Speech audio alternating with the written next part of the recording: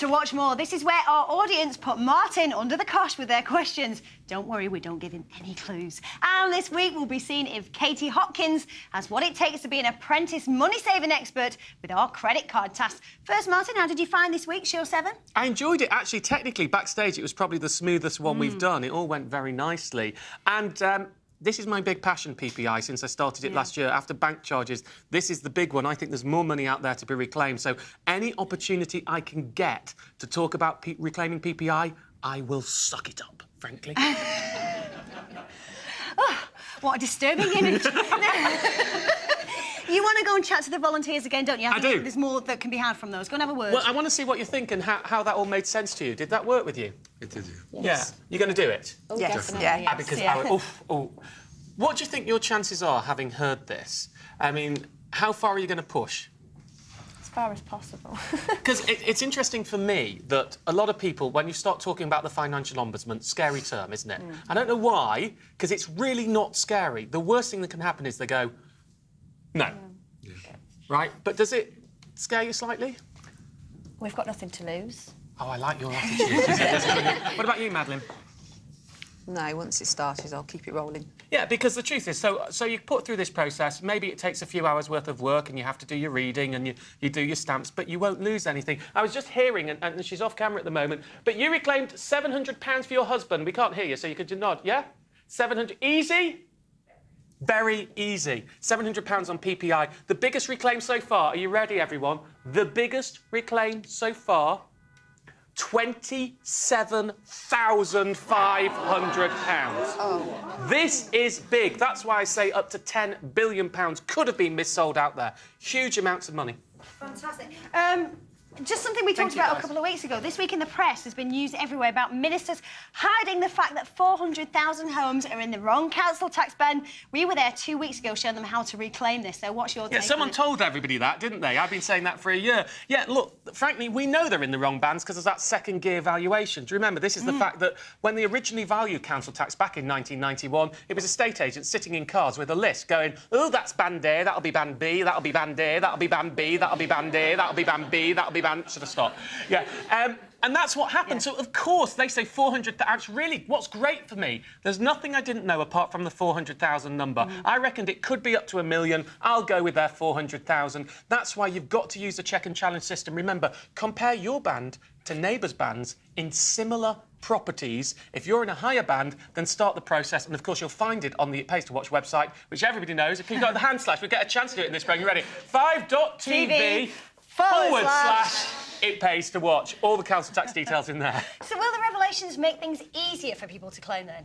No, because it's been pretty easy before, but I hope it will give people the confidence to go for it, because before it's just been that silly guy who talks fast on the telly wearing the stripy shirts telling everybody. And now we know, right, now we know that actually government ministers, although they say they didn't know and the Tories say they did know, look, I've got so many case studies of people who've reclaimed their cash, thousands of pounds. Biggest one on that, £4,600. That, look, just go for it. Go for it. Check your band. Everybody should do it. Fantastic. Now, Katie Hopkins is still in the studio, and I know she's got a question for you, Martin, and also that you want to set her a challenge. I do want to set her a challenge. It's mine. I'm being my Alan Sugar. I haven't got the beard for it. I haven't got the age for it, but whatever. But you're a lot taller. Am I tall? Is he short? I can't say that, but you're a lot taller. He's worth a lot more per pound than I am then, isn't he? He's doing it that way. You had a question for me, did you? I had a question for you. Oh, obviously not. I don't know that I've got a question for you, because you said to me, when we were talking before, you said, look, I find this all boring. So I was quite deliberate. You love flying. I do love flying. I saw your BA executive card and I said, look, I didn't choose my normal cashback card, I chose a BA card because I thought that would appeal to you. Are you going to do it? I will do it. Yeah, because, I mean, this is the thing about these. You think of a credit card as a debt mechanism. And what I say to people is credit cards have two reasons, a spending and a borrowing. You don't want to borrow, you pay it off in full each month. It's very easy. You just get this card signed at direct debit and pay it off. I totally agree with you, and it's not for want of not listening to good advice, which this is. It's much more if you work, as you know, 6 a.m. through 8 p.m, 5, 6 days a week, and you're go, go, go. When you come home, what you want to do is spend time with your children and sort your house out and sort out the fact that something's gone wrong at home. Do you know what I mean? You've got to get your priorities, and then this kind of falls to the back each time. Is this a time-money equation issue here? Yeah, really. So if I persuade, return flight to Greece for 2 people or actually adding it onto your New York, that's enough, is it? Yeah, probably it is, because I can think, well, if I get this done, and also now having been given the advice by you, it'd be a bit rude not to take it. So I will do it. And also my mum, to be fair, will nag my arse. Well, good. If you're watching Katie's mum, nag her. That'll be fine. Now, but I have to say to you, what I'm going to do, I'm going to email you the links. You have no choice. But this is where, because you said you didn't like credit cards. I'm quite excited about this, though. Well, yes, the calculator used. What I've got here is a selection of credit card leaflets. OK, selection, look at that. Now, I first gave this challenge to a class of 15-year-olds. Oh, don't tell me that. Right? They were brilliant. Well, yeah, they were absolutely brilliant. But first of all, I spent the morning teaching them beforehand, and I'm not doing that with you, which makes it a lot more difficult. And secondly, they're a blank slate, whereas you've actually learned bad habits like everybody else in this room. I've got prejudices, I have. So, but the one thing, I was very sad, because I almost cried when I saw it. I am that pathetic. I saw this class of 15-year-olds, folks, going through credit card leaflets and reading the terms and conditions, and I've spent my life telling people, you've got to take these people on, and I almost cried when I saw them. I just thought, they're going to get it. So this is my apprentice task for you, Katie Hopkins. Yes, sir. You have £2,500 on a Barclays card at 16.9% interest. You also need, because you've got a new bathroom, to spend £1,000. I want to know that with what you've got there, with those leaflets, what the cheapest credit card solution for you, you can repay £200 off a month, so £2,500 on a Barclays card, £1,000 of new spending, £200 a month is by the end of the programme. If you can read through those and see where you get. Have you ever done anything like this before? No, I mean, I told you, I hate credit cards. I don't believe in them. I think they're cash for the stupid. So I will really try. But this is a management consultancy job. You're a clever woman, right? Oh, you're naughty. All the terms and conditions are in there. But you haven't got very long to do it. Okay. I want you to learn. See how much you can learn about credit cards in the next 15 minutes. I will, naughty. Good luck. Okay. I've got a man to help you later on, too. Oh.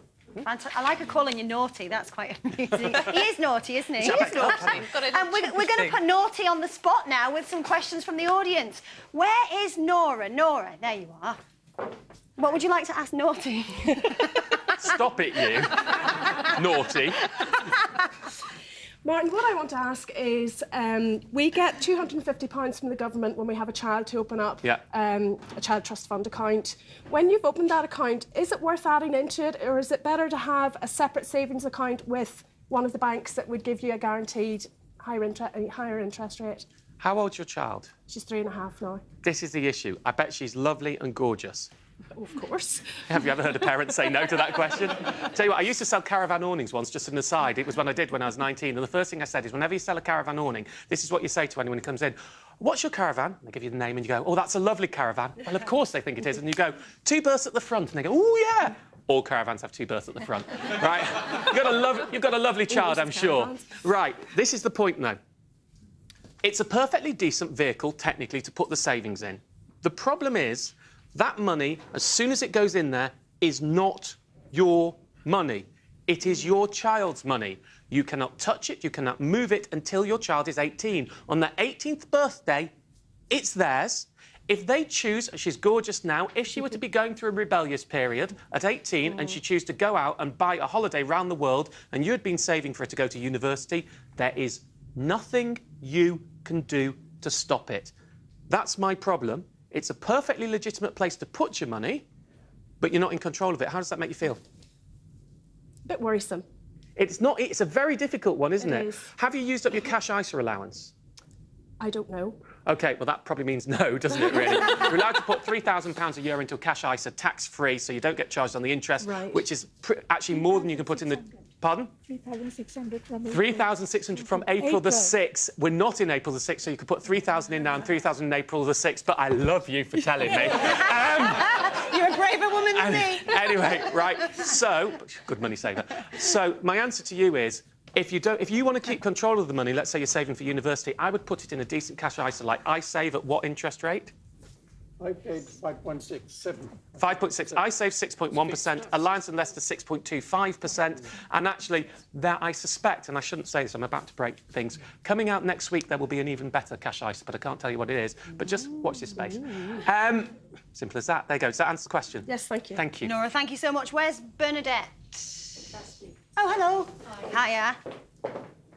What would you like to ask Well, Martin? mine's about ISAs as well. I've got several ISAs, all with different companies. And I'd like to consolidate them down with one company that pays a good interest. But I'm worried about get-out charges. Transfer out penalties. Yeah. OK, exactly. first of all, are we talking cash ISAs here or shares ISAs? No, cash. Good, because I don't cover investments, so that would leave me going, I don't know. Right, the first answer is it depends on your cash. Years ago, there used to be lots of transfer penalties. That meant if your ISA, you wanted to move it somewhere else, they would give you a penalty. Exactly. They've gone mostly now, and even those that do have penalties, it may be 30 days' worth of interest or 10 or 20 pounds. It's a very small amount of penalties if you've got lots of money. £100. Oh, no, I think the biggest one out there, I could be wrong on this because I haven't checked the penalties in a while, is around 35 quid. But, you know, you'd have to be with the wrong one for that to happen. Yeah. The difficulty is finding a new provider who will allow you to move the money in. Exactly. Right now, the two top providers, which are, I've just said them, iSave and Alliance and Leicester, both allow you to transfer money in, which is rare for the top providers to do so. And so that's exactly what I'd do. But there is a big warning. Do anyone know the warning? Anyone? I'm looking at you. No, it's not rates may change. It's this. Don't take your money out. If you take your money out and put it in, you've actually taken your money out. It's not an ISA anymore. So what you have to do is you set up the new account and you say to the new company, you say, I would like you to move the money for me and transfer it. That's how you do it. But nothing wrong with consolidating them. The only minor issue is that £35,000 of protection under the Financial Services Compensation Scheme. So if you were to have earned loads of interest and just about gone over that, I'm not sure if it's technically possible, I'd have to add that up, then you wouldn't be protected. But I can't see having more than 35 grand in there. So I wouldn't worry too much. Right. Good? Good. Makes sense? Good. Ray, next. Brilliant, thank you. Where's Richard? How are you, Richard? He ran away from you then, didn't he? But still, what would you like to ask him? It's a mortgage query. Yes. My partner and I are currently in a 2-year fixed-term deal. Yeah. Just wondering what the consequences are of coming out of that deal early. Why would you want to do it? To probably get a better offer than what we've got now. It depends on the deal. You know, in the olden days, this answer would have been very simple. I would have said you're almost undoubtedly trapped in by redemption penalties, which are penalties for leaving a deal early. It's not the same as mortgage exit fees that we've talked about on the programme before. You can't get them back. They will fine you heavily. Over the last few years, a few providers have done no fee, no redemption penalty deals. So you may have a fixed rate without redemption penalties. I doubt it. You've got redemption penalties. So, yeah. Do you know how big they are? No. It's a question of maths. I would be gobsmacked if it was worth you coming out of that fixed rate deal to get a cheaper deal. Okay. You know, unless you're with perhaps Northern Rock, which has got some real issues. It's actually not. No, it's not actually the issues so much about the security of Northern Rock. It's that Northern Rock at the moment has a policy of we think it's not categoric, but it looks like what it's trying to do is it wants to pay the government's loan money off. How does it do that? It wants its mortgage holders to pay it off, so you shove the rates up very high so people will pay you off. But even then, if you're on a fixed, you'd wait until the end of the deal. It's worth doing the numbers if you've got time, but I would be very surprised. When is your fixed rate up? April 2009. April 2009. Well, frankly, what I would do is January 2009, put a date in your diary and say, Martin says I need to sort my mortgage right now, 3 months before the mortgage deal ends, and you'll be fine. Sure. You know, it's very difficult to get out of a fixed rate without paying penalties that easily whack over any savings you'd make on a cheaper deal. Okay. Yeah, brilliant. Best to know, isn't it? Yeah, it is. Exactly. Where's Beth? Beth, hello. What would you like to ask him? I've just bought a flat. And now that I'm in there, I've found out there's a lot of things that need doing to it, need fixing. And at the moment, I'm OK financially. But if I get to the point where I need to borrow, am I best doing it on credit cards or borrowing against the equity I've already got in the property because I had quite a big deposit? Paul, this is our Stoozer from a few weeks ago. One-word answer, what would you say? Well, I would only do it on credit cards if the credit cards were offering 0%. But generally, if you've got a good credit score, credit cards are the cheapest way to borrow. What I should also say, credit cards are also the most expensive way to borrow. There is no homogeneity there. There is simply different types of credit cards.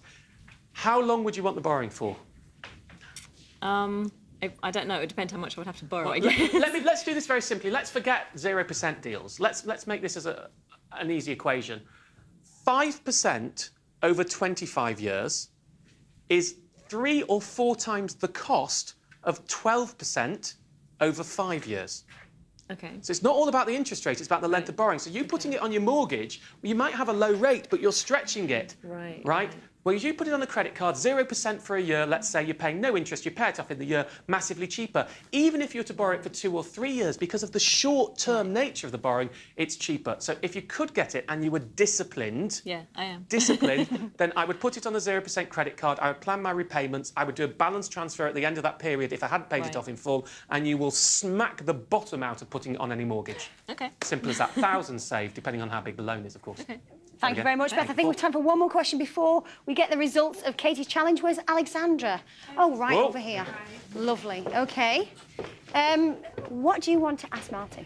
I'd like to ask Martin, hi Martin, Hello. Whether it's a good time to switch gas and electricity. Watch what happens now.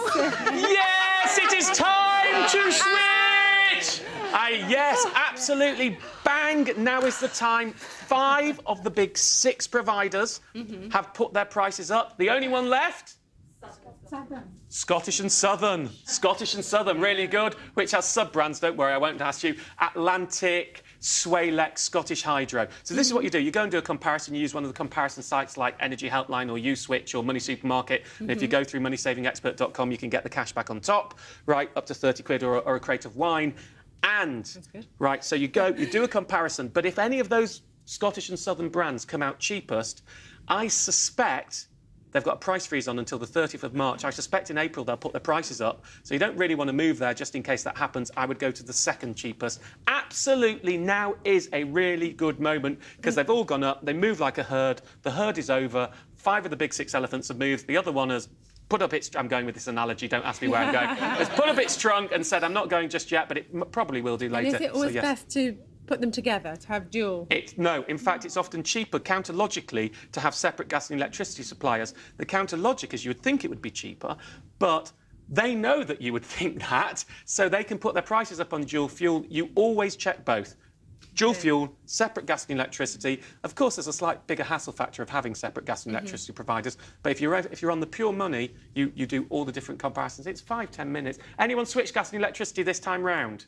Yes? You haven't got? OK, so you're good. You've done your electricity, you've done it. Everybody else, you should be doing it right now. You should be doing the quick check. But not my gas and electricity. You've done everything, and you've done everything as well, you were telling me before. My diary, it's great. It saved me like 2 or 3 grand a year. Oh, thank you. That's wonderful to hear. Congratulations. Well done. Money saving works. Right, what we're doing now? Thanks for chatting to us. See how excited you got in there. Now, oh, my goodness me. Well done. No one stumped you yet. Over to Katie now to see how she got on with your challenge. Right, Katie, you've got another second. Paul, would you come over here? Where is he? There we go, Paul. Now, I don't know if any of you saw the programme. Paul is our stoozer, which is somebody who makes free cash from credit cards. How much did you make over the time? From the stoozing alone, over £11,500. £11,500. Yeah, but what did he do to his credit rating as a result? Well, he applied in the same way as applying for any normal credit cards. Not really it makes any difference. You managed his credit rating to do it, I presume. Absolutely, Yeah, I mean, you can still get credit now if you need. Absolutely. And what else? What was the outcome of making this 11.5 grand? Well, I paid off my mortgage. Oh. Right. So Paul is mortgage-free. So this is a doddle for Paul. Paul. Right, I presume. Right? No. The thing is, Paul, the task is, right, you have to... How far have you got? How have you found it? It's really confusing. You know, it's kind of information overload, which is exactly kind of my point. I'd rather go to one place, get one thing, and it might not be the best thing out there, but at least I know what I'm getting, because there's just so much going on. What I'm trying to find is something that's going to give me the lowest interest rate for the period of time that I need for my £3,500 that it's become. Yeah. So I'm looking... I quite liked Egg, although I've read recently that Egg are asking people to give their credit cards back. Yes, but not new. They still want new applicants. Let me remind everybody at home of the task, by the way. £2,500 on a Barclays card at 16.9% interest and £1,000 of new spending on another card, paying off £200 a month. That was my challenge. Really interesting for me that you're saying I just want to go in one place. Yeah. The golden rule with credit cards is there is no one good credit card. You do that, that's how they make money. When you talked about you spending on a card, so do you remember I said you want post office for going over abroad, but BA Amex for your air miles? And the same applies in this task. There is your big clue. You do not want one card, right?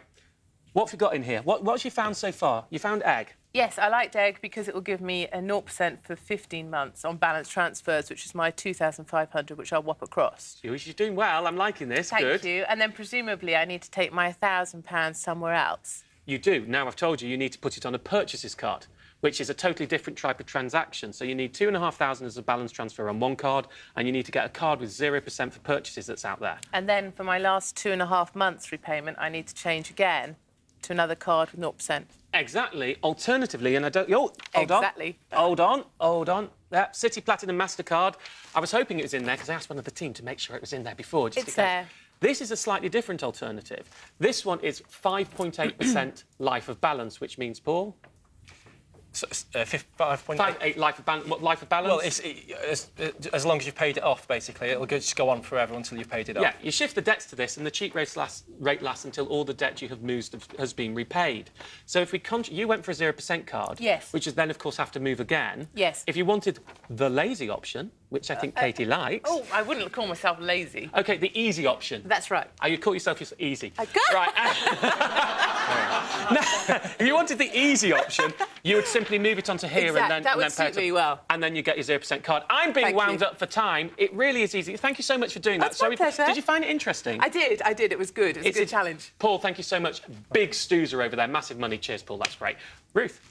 If you'd like to set Martin a quick question, then email us at questions@moneysavingproductions.com. That's questions@moneysavingproductions.com.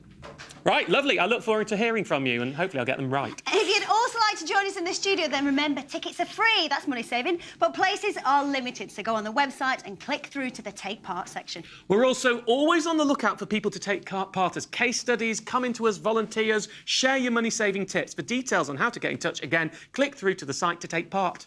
Next week, Martin, what's the big topic? The big topic next week is money makeover, the big one. Looking at right across your finances, doing a budget, sorting out your cash. The average person, when I give them a makeover, saves around $5 grand. Fantastic. And joining Martin for his wallet workout will be the king of the jungle, Christopher Biggins. Along with the weekly news, there could be well over £1,000 or £5,000. Lots of reasons why it pays to watch.